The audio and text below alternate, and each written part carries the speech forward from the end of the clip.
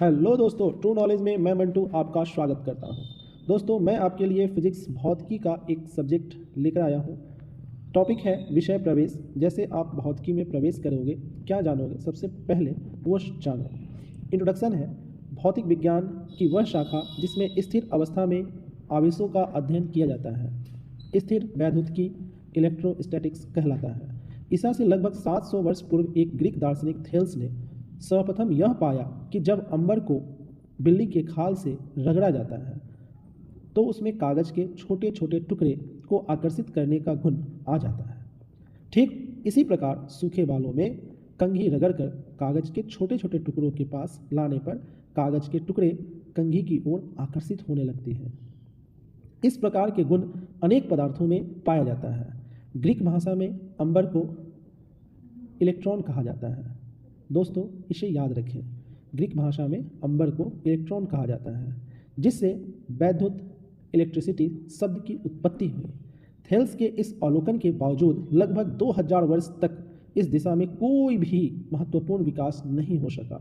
लेकिन सन 1600 ईस्वी में डॉक्टर गिलबर्ट ने प्रायोगिक तौर पर यह दिखलाया कि पदार्थों में आकर्षण का गुण सिर्फ अंबर में ही नहीं उत्पन्न होता, बल्कि ऐसे बहुत से पदार्थ यथा जैसे कांच, ग्लास, गंधक, सल्फर, एबोनाइट, रेजिन एवं लाख, सीलिंग वैक्स इत्यादि है, जिनको रगड़ने से उनमें आकर्षण का गुण उत्पन्न हो जाता है।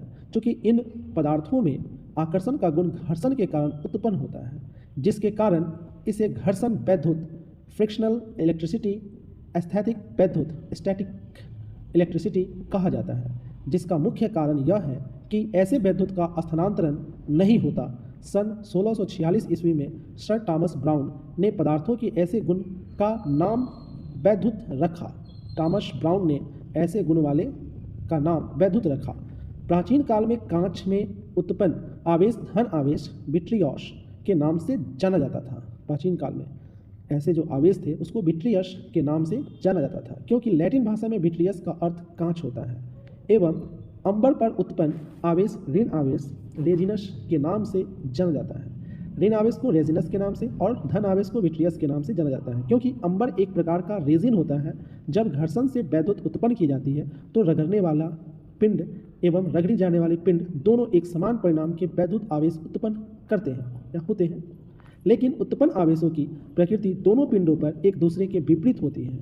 एक पिंड पर के उत्पन्न आवेश को धन आवेश पॉजिटिव चार्ज एवं दूसरे पिंड पर उत्पन्न आवेश को ऋण आवेश नेगेटिव चार्ज कहा जाता है। इस प्रकार प्रकृति में दो प्रकार के वैद्युत आवेश होते हैं एवं इन आवेशों के कारण दो प्रकार के बल उत्पन्न होते हैं, जिनकी गणना ऐसे पदार्थों के वैद्युत क्षेत्रों में की जाती है। निष्कर्षतः परिणामतः स्थिर वैद्युतिकी के अंतर्गत हम स्थैतिक आवेशों द्वारा उत्पन्न बलों, क्षेत्रों एवं विभवों के विषय में अध्ययन करते हैं। तो दोस्तों, हमारा यह वीडियो आपको कैसा लगा कमेंट बॉक्स में ज़रूर कमेंट करें। यदि आप हमारे चैनल पर नए हैं तो प्लीज़ सब्सक्राइब का बटन और साथ में लाइक का भी बटन क्लिक करें।